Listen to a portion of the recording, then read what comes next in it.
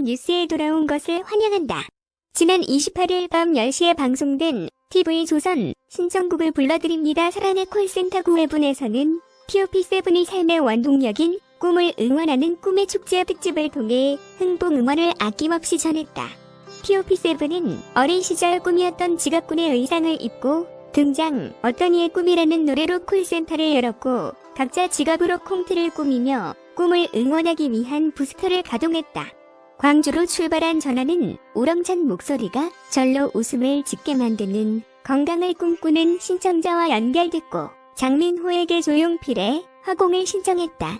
장민호는 가사마다 진심을 눌러 담아 노래를 끝마쳤고 앞으로 신청자의 건강도 기원하며 노래하겠다고 전했다.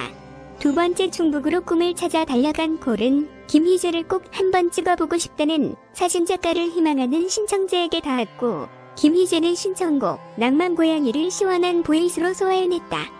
전북으로 날아간 세 번째 전화는 자녀들이 잘 되길 바라는 마음을 가진 어머니 신청자와 연결됐고 이에 임영웅이 비상을 부르며 건행을 빌었다.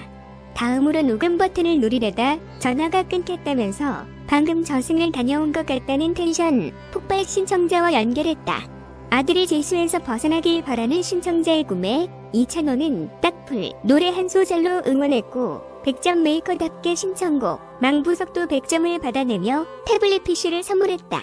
이어 초등학생 막내 아들의 폭풍 신청 전화로 어머니가 전화를 받았지만 신청자 우선 연결이라는 사랑의 콜센터 규칙에 입각 아들 신청자와 연결이 된 상태. 초등학생 신청자는 엄마의 김호중 선택에도 이를 막아서며 정동원을 픽했고 방송 최초 신청자에게 엉아미를 뽐내는 정동원에게 에이홀 뉴 월드를 할머니가 좋아하는 임영웅과 함께 불러달라고 부탁했다.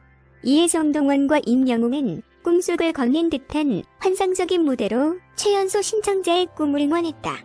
대구로 떠난 여섯 번째 콜은 임영웅의 컬러링으로 어차피 선택은 임영웅인 줄 알았지만 장민호가 선택되는 역대급 반전을 그려냈다. TOP7 멤버들도 납득을 못하는 가운데 신청자는 장민호가 콜이 없을까 선택했다는 말로 또 하나의 장민호의 에피소드를 생성시켰다.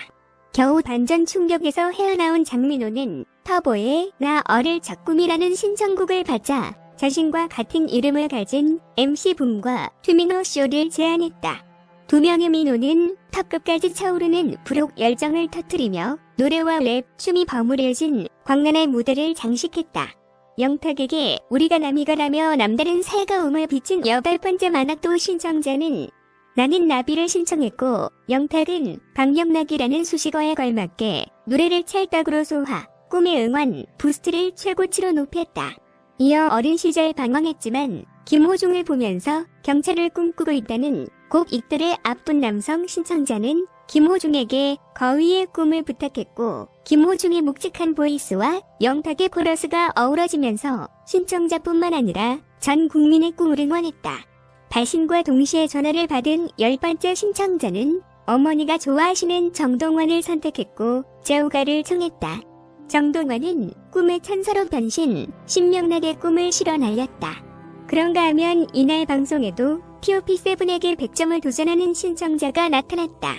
중구 물망초라고 밝힌 도전자는 TOP7을 너무 좋아한다며 설렘을 드러냈고 TOP7은 전화 목소리로 코요태 신지가 아닐지 추측했다.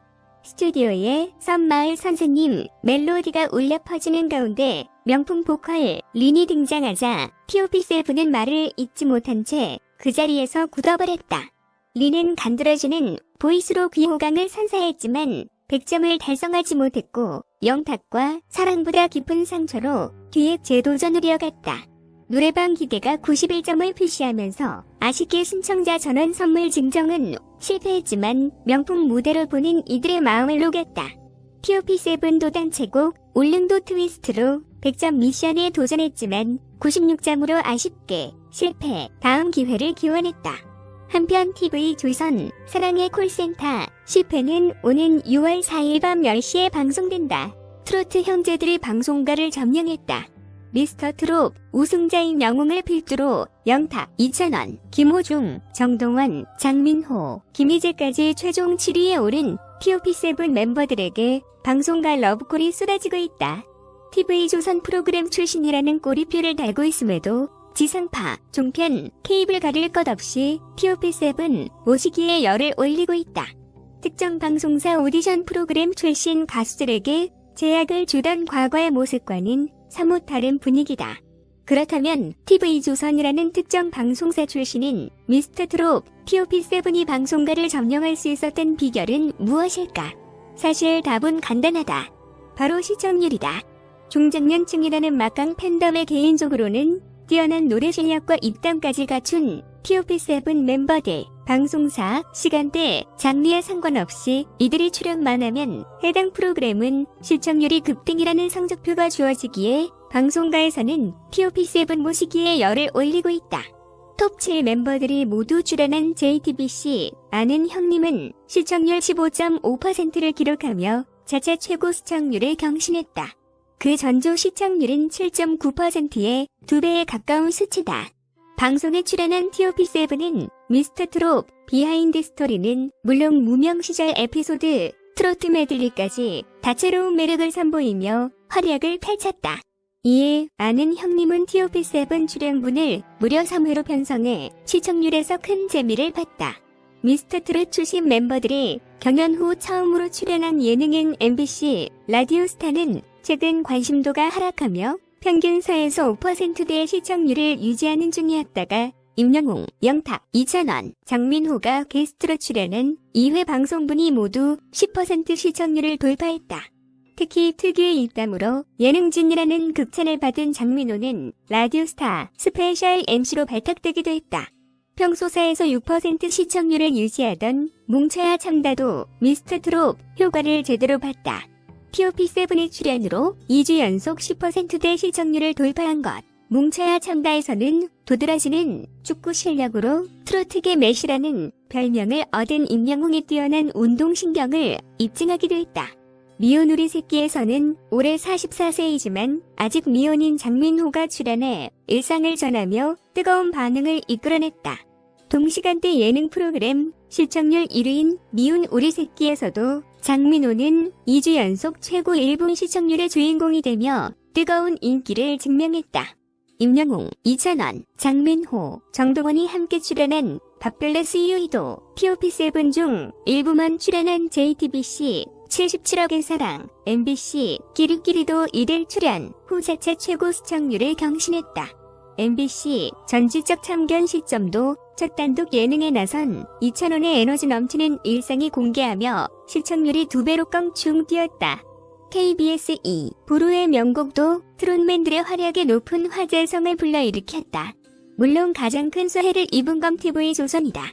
미스터트롯의 인기를 잇고자 제작한 사랑의 콜센터는 매주 20%가 넘는 놀라운 시청률을 기록 중이며 최근 론칭한 뽕숭아학당도 겹치기 논란 속에서도 단숨에 13%대의 시청률을 기록하기도 했다. 미스터트롯 출신 가수들로 가득 찬 예능 프로그램에 피로감을 호소하는 목소리도 나오고 있다. 그럼에도 시청률 보증 수표인 TOP7을 향한 방송가의 러브콜은 한동안 계속될 것으로 보인다. 하지만 미스터트롯 출연진의 방송가 점령이 장기집과는 되진 않을 거라는 예상도 나오고 있다. 한가요 관계자는 특정 채널 경연 프로그램 출신 가수들, 특히 트로트 가수들이 방송가를 점령한 건 굉장히 이례적인 일이다. 현재는 가수들의 주 수입원인 행사가 코로나19로 모두 막혀 있어 방송에 힘을 쏟으며 대중적 관심도를 유지하려는 것으로 생각된다. TOP7 대부분 5월 50개 이상의 행사 러브콜이 예상되는 만큼 코로나19 상황이 진정되면 지금처럼 방송에만 매진하긴 힘들 걸로 예상된다. 스케줄 조정 자체가 쉽지 않을 것이라고 전망했다. 신청곡을 불러드립니다. 사랑의 콜센터 PARTA 앨범이 발매된다. 사랑의 콜센터 PARTA 앨범에는 지난 21일 방송된 사랑의 콜센터 8회군에서 공개된 곡들로 이루어져 있으며 29일 낮 12시 각종 음원 사이트를 통해 공개된다. 이날 방송은 숙면 특집으로 꾸며졌으며 TOP7은 다양한 사연을 가진 잠 못 드는 사연자들을 위해 자장가를 선보였다. 사랑의 콜센터 PARK 앨범에는 오프닝 무대 곡이었던 정동원의 색소폰 연주곡 문 리버와 TOP7 임영웅, 영탁, 이찬원, 김호중, 정동원, 장민호, 김희재가 함께 부른 깊은 밤을 날아서를 시작으로 임영웅, 장민호, 이찬원이 함께 부른 애상까지 11곡이 수록됐다.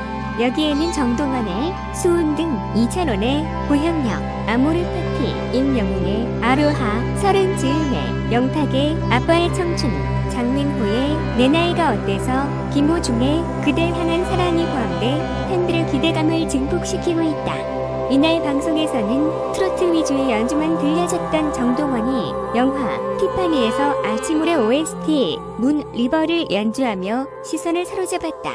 이어 김호중은 그대 향한 사랑을 열창하며 감칠맛 나는 트로스로 감성 부자 투바로티 면모를 뽐냈다.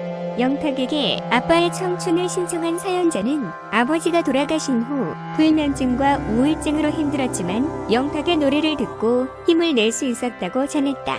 이에 영탁은 위로가 돼서 다행이라며 진심을 더한 무대를 선사했다. 또한 임영웅에게 서른 즈음에를 신청한 사연자는 암으로 투병 중인 남편의 소식을 전하며 TOP7의 눈시울을 붉히게 만들었다. 안타까운 사연을 접한 임영웅은 애절한 목소리로 서른 즈음에를 열창하며 깊은 여운을 남겼다. 사랑의 콜센터는 내 이름 미스터트롯 TOP7 출연자들이 특정 시간 동안 전국 각지에서 걸려온 전화를 통해 신청자의 사연을 듣고 신청곡을 불러주는 프로그램으로 매주 목요일 오후 10시 TV조선에서 방송된다. 뉴스는 여기까지입니다. 들어줘서 고마워.